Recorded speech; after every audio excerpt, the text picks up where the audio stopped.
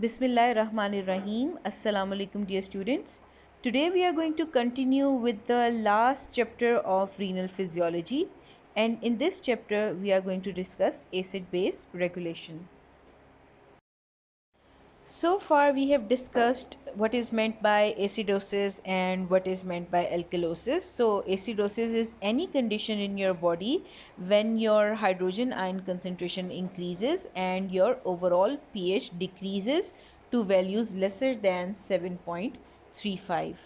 On the other hand, we have a condition known as alkalosis, in which your overall hydrogen ion concentration decreases and your pH value increases to values greater than 7.45. So, there are many mechanisms present in your body to fight against changes in hydrogen ion concentration or to defend your body against hydrogen ion concentration. And there are three lines of defense.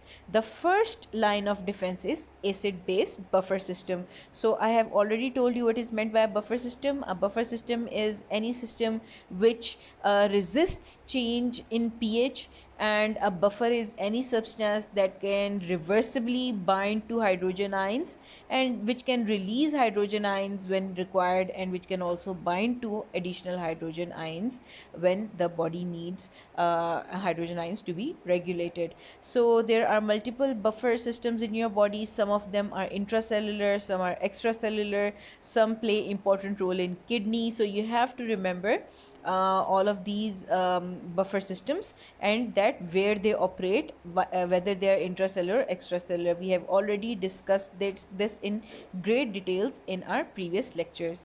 Second line of defense, it is your respiratory system, and your lungs are involved in removing carbon dioxide from your body, therefore removing hydrogen ions, because as I mentioned before, carbon dioxide combines with water in the presence of carbonic anhydrase, which is an enzyme which is present in all the fluids of your body, and it results in the formation of carbonic acid, which is a weak acid. So if you remove carbon dioxide from your body, the production of carbonic acid will reduce, and this will reduce the hydrogen ion concentration in the body. So your lungs also play a very important role in defending your body against changes in hydrogen ion concentration.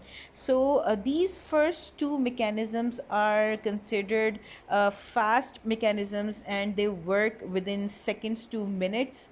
And your third line of defense are your kidneys. Your kidneys excrete acids or alkalis within your urine depending upon the demand of the body. So if there is increased hydrogen ion concentration in your body, your kidneys are going to excrete hydrogen ions and reabsorb bicarbonate ions. But if your body is suffering from alkalosis, your body is going to excrete bicarb ions and reabsorb hydrogen ions. So this is how your kidneys play an important role in defending your body against hydrogen ion concentration changes. So the kidneys are a delayed response to hydrogen ion changes, but this is a very potent response, although it takes a few hours to days for the kidneys to start working in regulation of hydrogen ion concentration, but they are the most potent and most powerful response, and they almost always succeed in bringing your hydrogen ion concentration back to normal. So kidneys are one of the most important defense systems against hydrogen ion concentration changes. So with this background knowledge, let us now begin with today's lecture. So we have already discussed the first line of defense against changes in pH in our previous lecture. We discussed the buffer system, especially three buffer systems: the bicarbonate buffer system, phosphate buffer system, and protein buffer system. Now let us move on to the second line of defense and the third line of defense against changes in pH. Always remember that changes in pH because of metabolic causes, including renal causes, changes or ingestion of acids or bases, or any other cause which is not due to respiratory failure, will be compensated by the lungs. And any change in pH because of respiratory causes will be compensated by the kidneys. So you have to remember this very important rule, that whenever your lungs are damaged, your kidneys are going to take over and they are going to compensate any changes in the pH. And if your lungs are fine but your kidneys are damaged, and which this and results in changes in pH, the compensation is going to be done by lungs. तो ये याद रखें कि अगर pH change की वजह lungs थी तो ज़ाहिर है लंग्स तो अब उसको करेक्ट नहीं कर सकते, तो इसकी करेक्शन कहाँ से होगी? किडनीज़ के थ्रू होगी। और अगर पीएच चेंजेस की वजह किडनीज़ हैं या कोई और मेटाबॉलिक कॉज है, सपोज़ आपने कोई एसिड इंजेस्ट कर लिया या कोई एल्कली इंजेस्ट कर लिया है, या ओरल इंटेक लिया है उसका, तो उसको कंपनसेट करने के लिए आपके लंग्स जो हैं वो किक इन करेंगे, क्योंकि किडनीज़ अगर डैमेज हैं तो जाहिर है वो अब रेगुलेशन नहीं कर सकती। तो इन दोनों सिस्टम्स के दरमियान जो है वो रेगुलेशन सर्कुलेट करती है। Either kidneys will compensate for respiratory causes of change in pH, or your lungs will compensate for renal causes in changes in pH. I hope you understood this concept. So let us move on and discuss respiratory system for regulation of acid-base balance.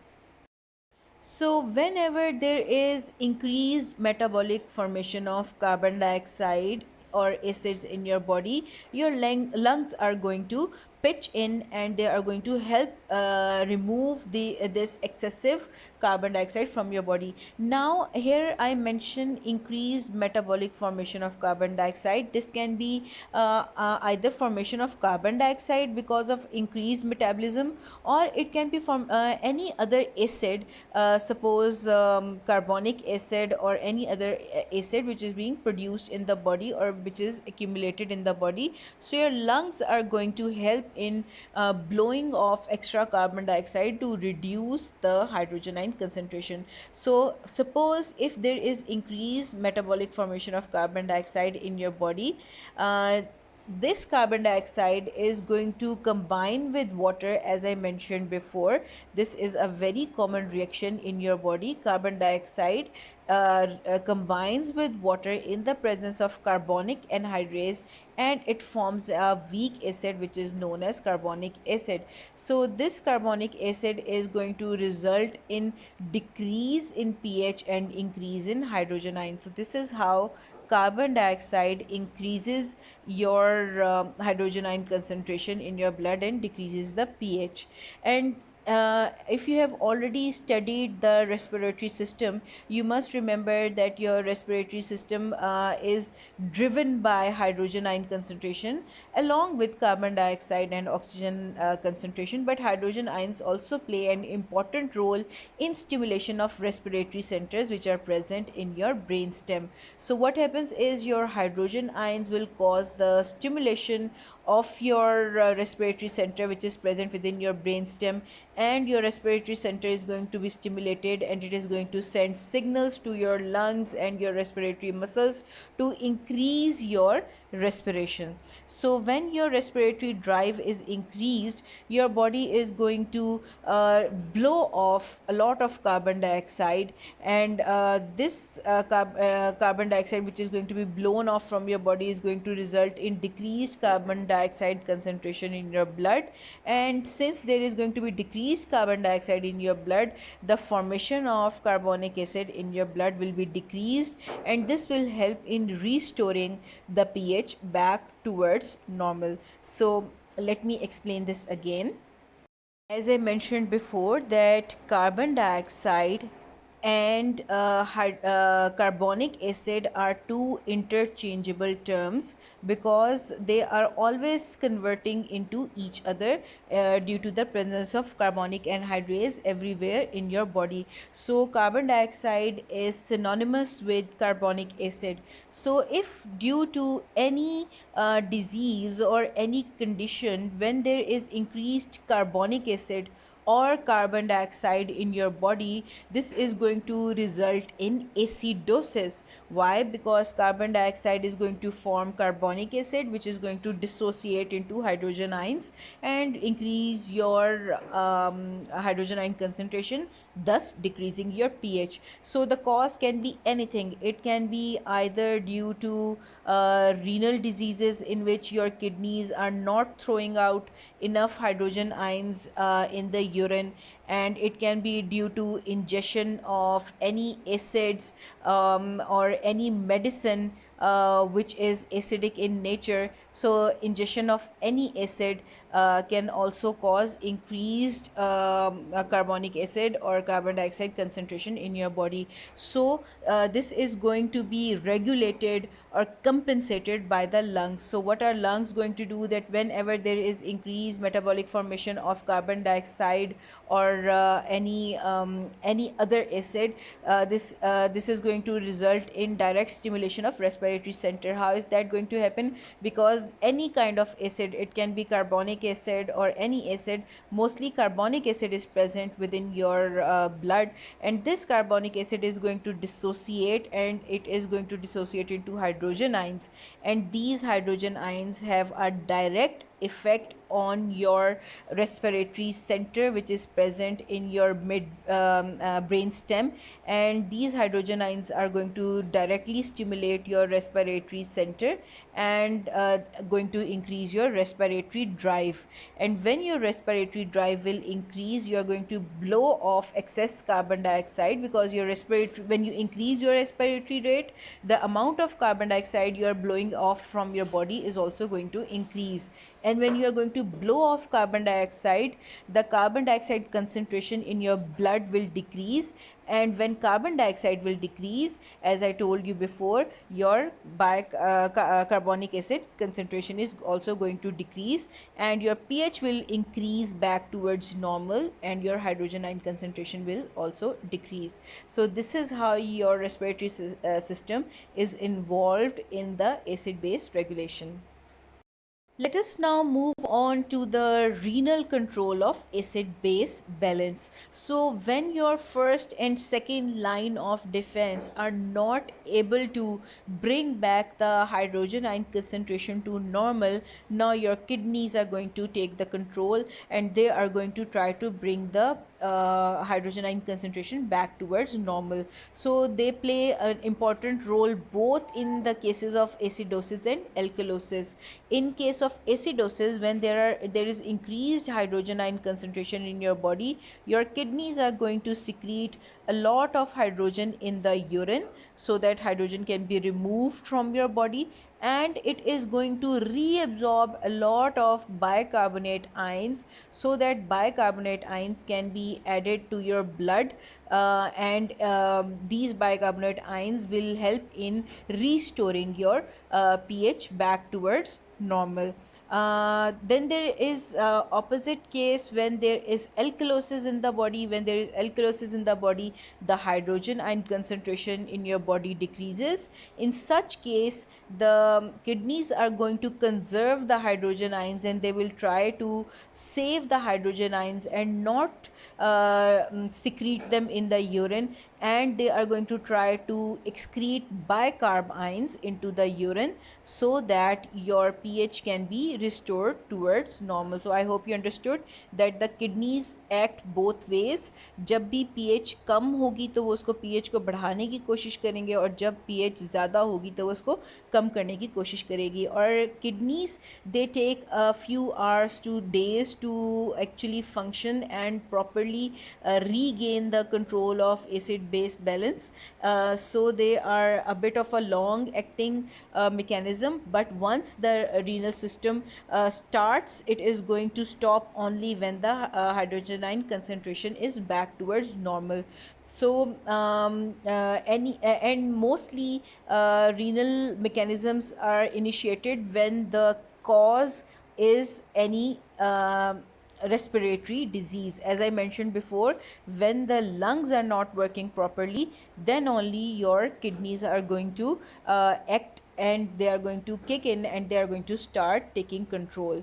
And this can also happen when there is increased ingestion of any acid or base. So let us now begin with the renal control of acid base balance. So let us begin with some basic knowledge. You must know that your bicarb ions and your hydrogen ions are filtered freely from your glomerulus into your Bowman's capsule and your nephron. And then the reabsorption of these hydrogen ions and bicarb ions takes place according to the needs of the body. And I have already mentioned how any substance which needs to be reabsorbed travels through the nephron. Anything which is filtered into the lumen of the nephron has to be reabsorbed into the epithelial cells of the nephron, from where it is transported to the interstitial space, from where it is reabsorbed into the blood. So remember, this is the lumen of the nephron, this is the epithelial cell which makes up the walls of the nephron. Here you have the interstitial space, and here we have the blood or blood vessel, which is actually the peritubular capillaries, which carry substances which are reabsorbed. So when filtration takes place at the glomerulus, your hydrogen ions and your bicarb ions are freely filtered from your blood into your Bowman's capsule, and as they have opposite charges, they tend to combine together and form an acid which is known as carbonic acid. And this carbonic acid is going to be acted upon by an enzyme which is known as carbonic anhydrase. As I already mentioned that this enzyme carbonic anhydrase is present everywhere in your body. It is present in the epithelial cells of your nephron, and it is also present on the luminal surface of your epithelial cell. So this enzyme carbonic anhydrase is going to act on the carbonic acid and break it down into carbon dioxide and hydrogen ions. Carbon dioxide and water. So this water is going to be excreted in the form of urine, and carbon dioxide is going to diffuse from the lumen into the epithelial cell along its concentration gradient. So let me repeat, your hydrogen ions and bicarb ions are freely filtered from your glomerulus and they enter your proximal convoluted tubule. In your lumen, they join to form carbonic acid, and carbonic acid is the substrate of an enzyme which is present in all the fluids of your body, and this enzyme is known as carbonic anhydrase. Carbonic anhydrase is going to act on carbonic acid and convert it into carbon dioxide and water.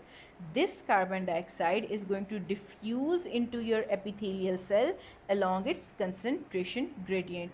Once it enters the epithelial cell, this carbon dioxide is going to join with the water present in the epithelial cell, and it is again going to form carbonic acid in the presence of the enzyme carbonic anhydrase, which I already mentioned is present in these epithelial cells.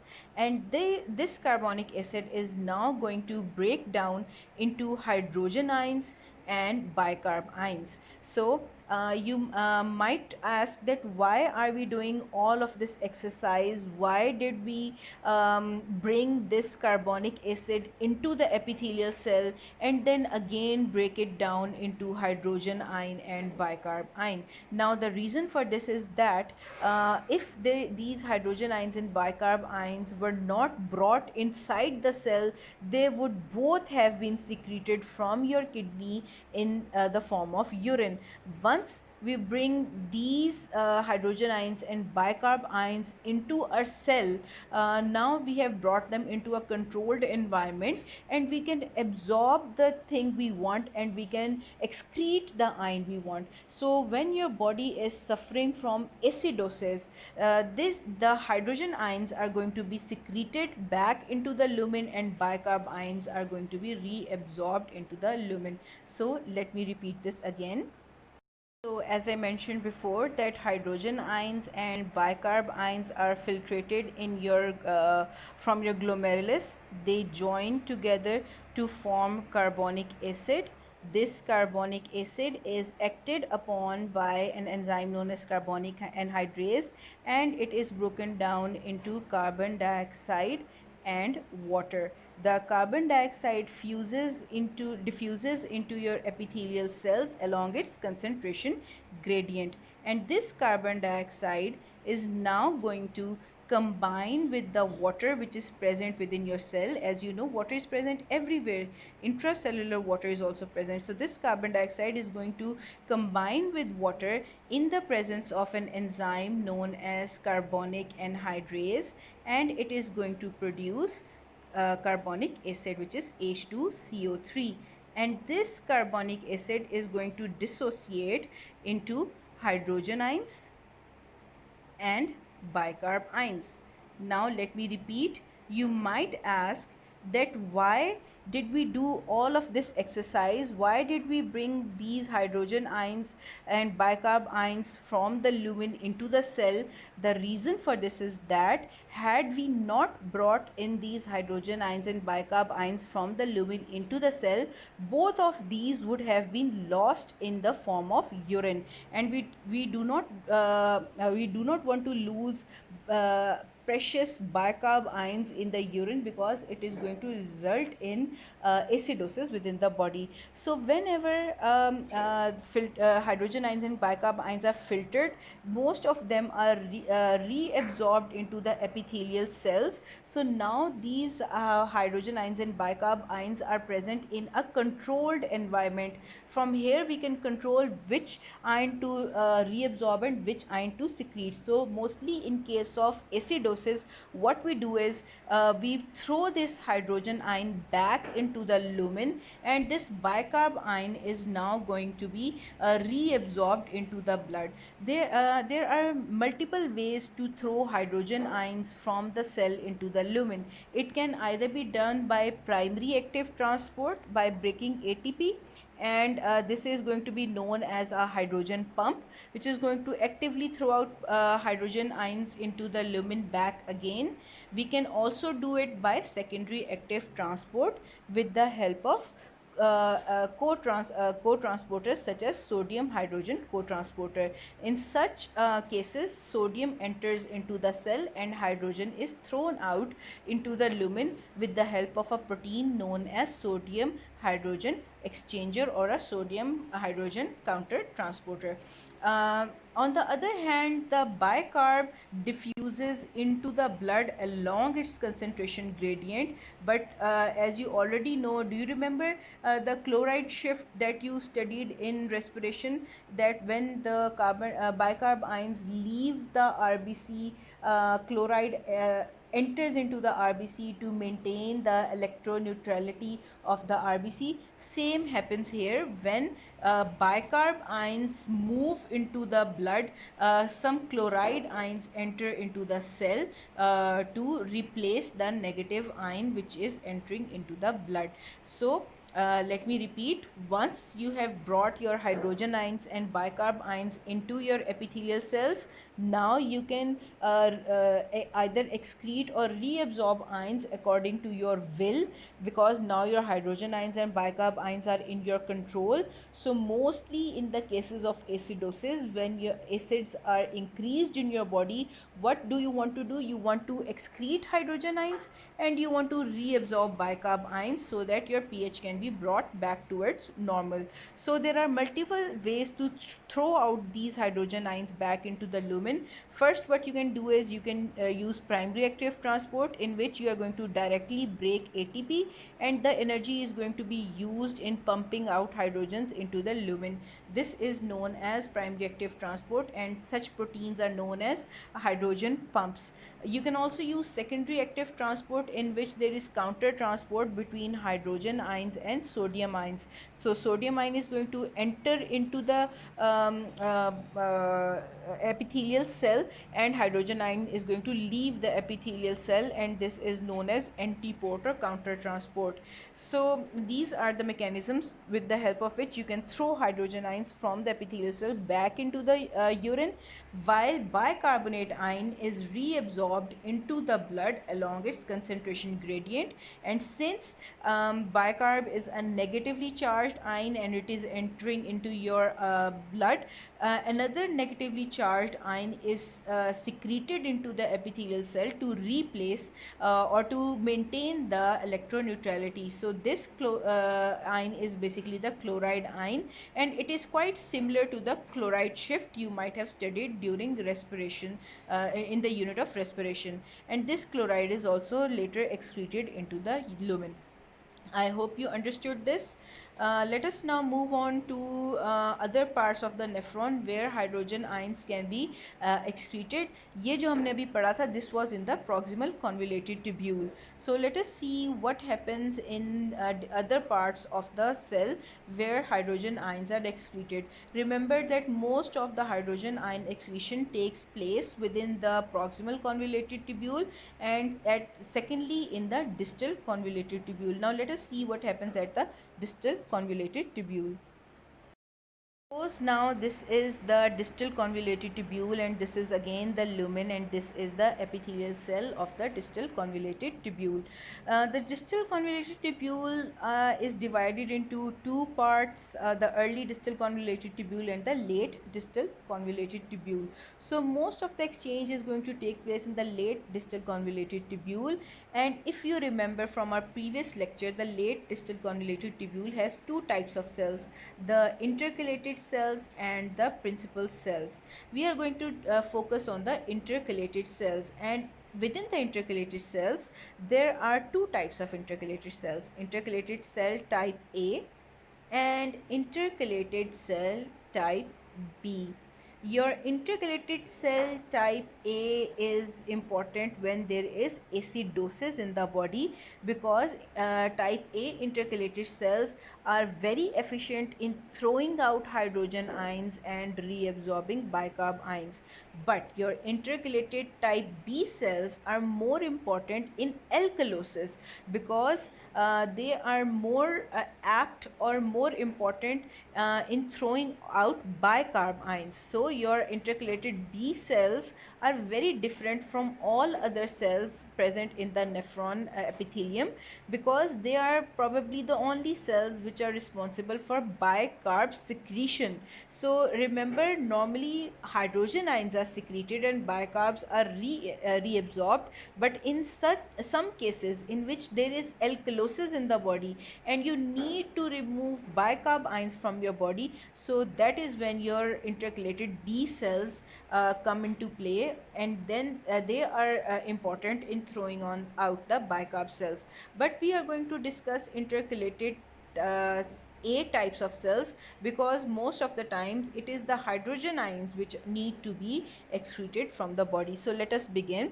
So most of the hydrogen ions and bicarb ions are either treated in the initial part of the nephron, that is your distal convoluted tubule, but some of it also takes place in the distal convoluted tubule. So similarly, the hydrogen ions and the bicarb ions are going to combine together and again form carbonic acid, and this carbonic acid is again going to be broken down into carbon dioxide and water in the presence of carbonic anhydrase. Again, this carbon dioxide is going to enter the cell and it is going to combine with the water in the cell, and within the presence of intracellular carbonic anhydrase, it is again going to form carbonic acid, which is going to dissociate into bicarb ions and into hydrogen ions. So the bicarb ions are again going to be reabsorbed in exchange for chloride, as I mentioned before. And the hydrogen ions here, they have a special method for excretion which is different than the proximal convoluted tubule. This part of the nephron, especially in the intercalated A type of cells, there is a special exchanger present in the luminal wall, which is known as a hydrogen potassium exchanger. So what it is going to do, it is going to throw out these hydrogen ions into the lumen in exchange for potassium ions. So this is something different and quite interesting. This is the part of the nephron where potassium ions are reabsorbed in exchange for hydrogen ions. So this is the reason I specially mentioned intercalated A cells. As we discussed previously, in the proximal convoluted tubule, hydrogen ions were thrown out in exchange for sodium. But here और आपको पता है कि sodium is reabsorbed in the proximal convoluted tubule. Around 65% of the sodium is reabsorbed in the proximal convoluted tubule, and while sodium is being reabsorbed, hydrogen ions are being thrown out into the lumen. But something different happens here in the intercalated type A cells. Your hydrogen ions are being thrown out into the lumen in exchange for potassium ions, which are being reabsorbed. And as for potassium ions, they are mostly excreted, but it is only here in intercalated A cells where they are being reabsorbed. Other than that, they are reabsorbed in the thick ascending loop in the sodium potassium 2 chloride exchanger. So here the intercalated A cells are going to throw out hydrogen ions and reabsorb potassium ions. So the only thing that you needed to that I needed to explain here is that there is hydrogen potassium exchanger. So as a result of all of this discussion, what do you understand? That for every hydrogen ion excreted, there is a net reabsorption of bicarb ion. So as I mentioned before, when hydrogen ion and bicarb ion are filtered, they form carbonic acid, and carbon dioxide enters into the cell, and it again forms hydrogen ion and bicarb ions, and ultimately hydrogen ions are thrown back into the lumen, but bicarb ions are reabsorbed, although they are not the same bicarbs which were filtered, because they were reformed within the cell. It was another bicarb, but still as a result, we have one bicarb reabsorbed into our blood, and one hydrogen ion excreted into the lumen. So as a result, for every hydrogen ion which is excreted into the urine, one bicarb ion is reabsorbed. So I hope you remember this concept.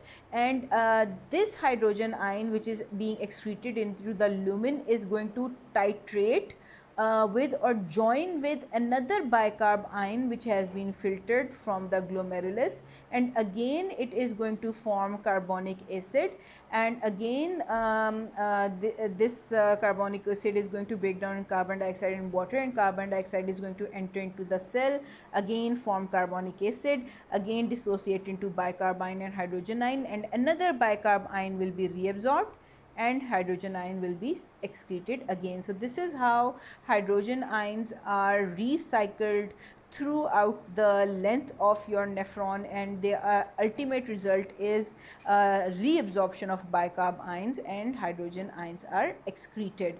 So whenever there are excess hydrogen ions in your body, such as in case of severe acidosis. Suppose a person took in a large quantity of acidic drink and or a drug which is causing acidosis in his body, or he has ingested some acid. What is going to happen is the bicarb ions which are being filtered are not equal to the hydrogen ions which are being filtered, and a time will come when there will be no bicarb ion to join with the hydrogen ion. Then how are you going to combat acidosis in your body? Because you still need bicarb ions to add to your blood, so that the acidosis which is happening in your body can be reduced back towards normal pH. So in such cases, in cases of severe acidosis, when your all of your bicarb has been titrated with hydrogen ions, but there are still present hydrogen ions in your blood which are still being filtered, but there is no bicarb to combine with it and cause reabsorption of bicarbonate ions. So what happens is there are present some buffers in your kidneys which are going to join with these excess hydrogen ions. So there are two important buffers that you need to know. The first important buffer is your phosphate buffer.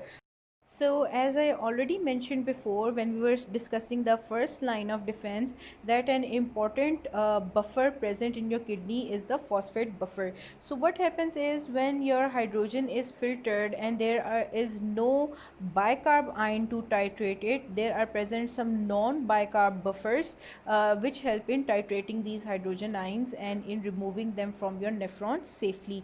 One of this is your phosphate buffer, and it is present in the form of sodium hydrogen phosphate, which would appear something like NaH PO4, and this combines with your hydrogen ions and it forms sodium dihydrogen phosphate NaH2PO4, and in this form your hydrogen ions are removed from your body safely and in a titrated form. And this is necessary because the hydrogen ions alone can damage the renal tubule, so they have to be titrated either with the help of bicarbs, or if bicarbs are not present in case of severe acidosis, they have to be titrated with some non-bicarb buffer. Another important non-bicarb buffer is ammonia, and it is present in your lumen in the form of NH3. In the form of NH3, and it combines with your hydrogen ions to form ammonia, which is NH4, and in this way it is excreted safely in the form of ammonia.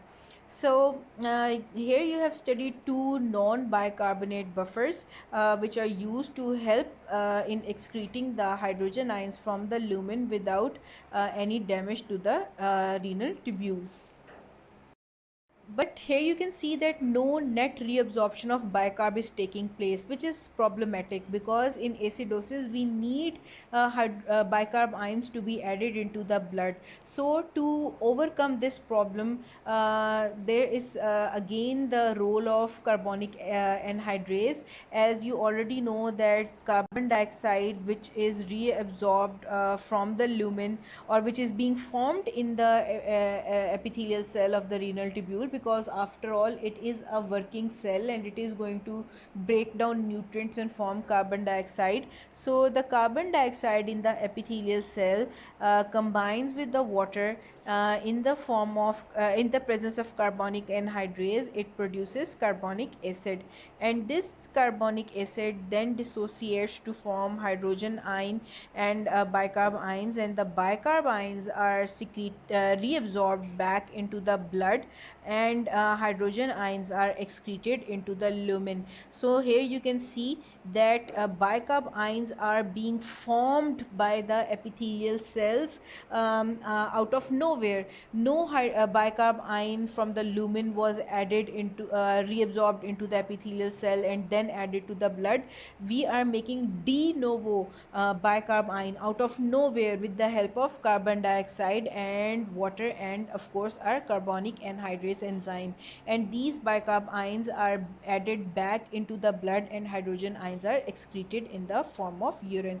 So this is how new bicarb ions can also be formed in addition to reabsorption of luminal bicarb ions, and these also help in the in bringing back the pH to normal. So let us now discuss all of this, what we or revise all of this which we just discussed in the form of flowcharts and diagrams.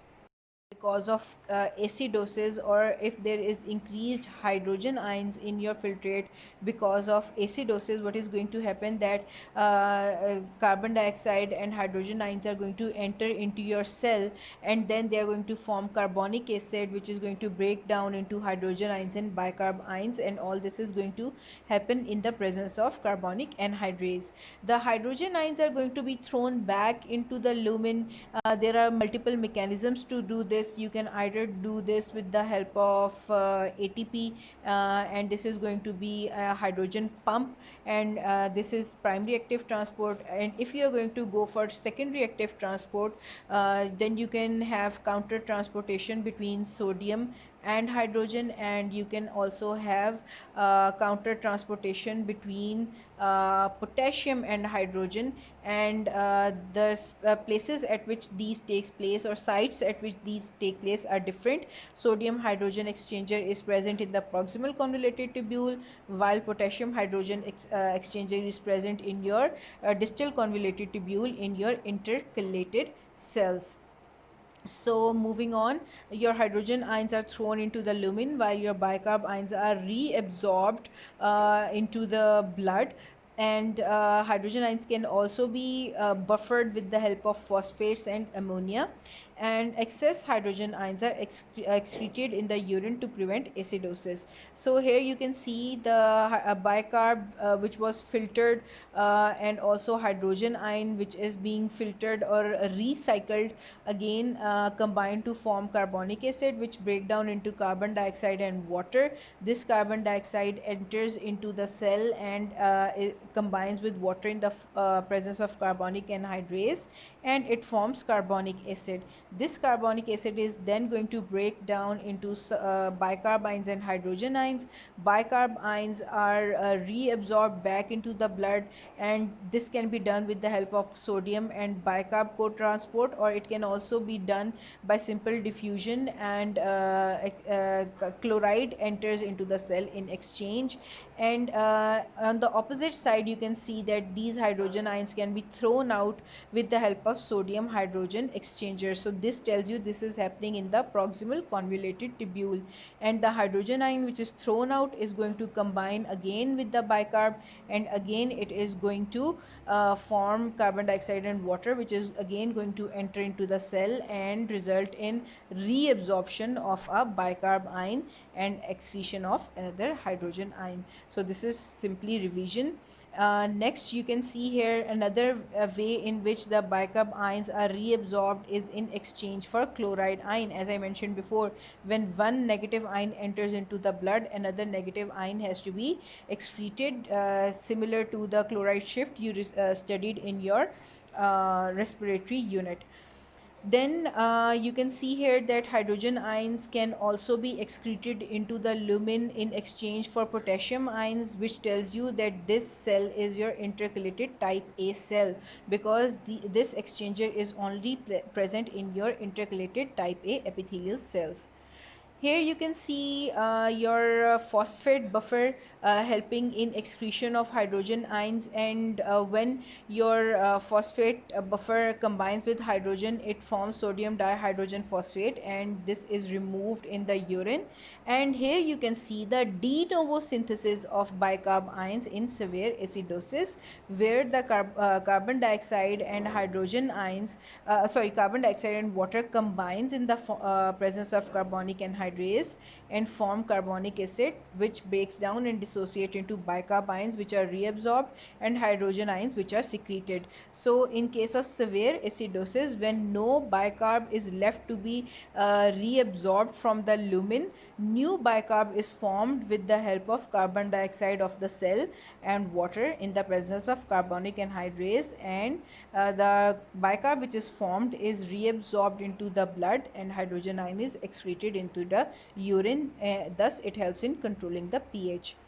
Here we have the ammonia buffer, in which the ammonia is filtered, which combines with the hydrogen ion and forms ammonia, and this ammonia joins with chloride ions, which are also filtered in the lumen and forms ammonium chloride, and it is removed from the body. And here again you can see the de novo synthesis of bicarb ion.